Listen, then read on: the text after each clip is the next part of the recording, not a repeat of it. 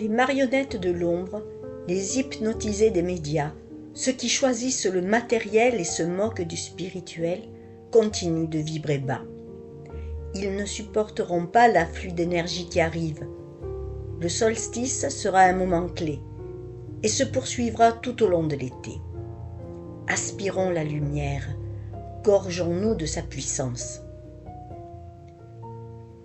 Le nouveau monde n'est pas un lieu ni une époque, c'est un état de conscience, une vibration accélérée qui nous rendra plus cristallins, plus intrinsèquement liés à nos corps spirituels. Mais nous serons les mêmes, avec notre caractère, nos différences et quelques capacités oubliées mais toujours présentes.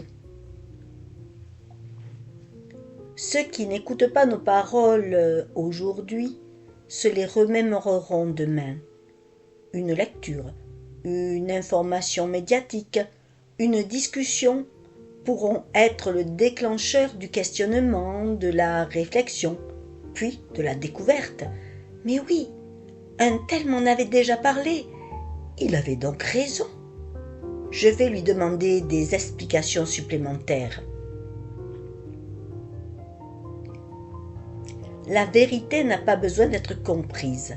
Elle doit être ressentie avec le cœur, pas avec le mental. Il y a de nombreuses fausses informations, canalisations erronées.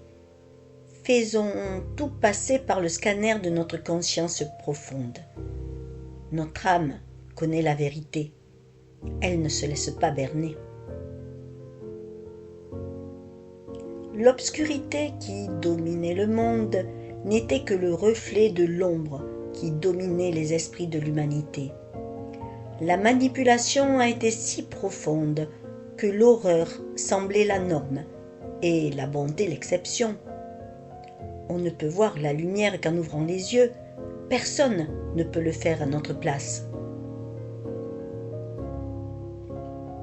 Nous n'avons pas besoin de gourous ni de stages payants pour activer notre Kundalini, pour contacter notre conscience supérieure ou faire des voyages astraux.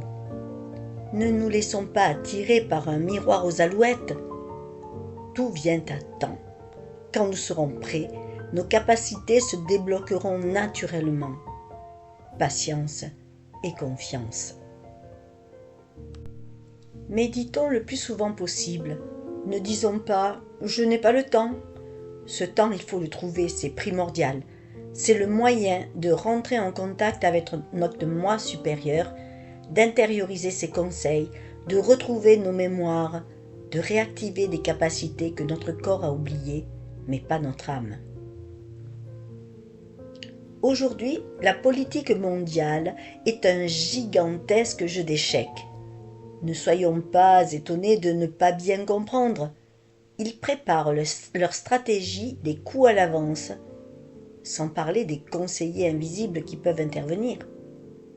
Ne nous inquiétons pas, nous visionnons un film au scénario bien ficelé. Mais à la fin, la lumière gagne. Comment élever les enfants dans une optique 5D ? D'abord, montrer l'exemple. Les enfants sont très intuitifs, ils ressentent avec leur cœur. Enseignons-leur à ne pas juger, ne pas comparer, ne pas être rancuniers, mais diffuser de la joie. Elle est contagieuse et leurs compagnons seront attirés par cette lumière intérieure. Comment aider Gaïa ? Comment aider l'humanité ? Quelles actions entreprendre ? Aucune. Rester dans un profond calme intérieur, profiter de la nature, de sa beauté, cultiver la joie. Éviter toutes les basses énergies qui donnent de la force à l'ombre. Nos actions sont intérieures, nos armes spirituelles.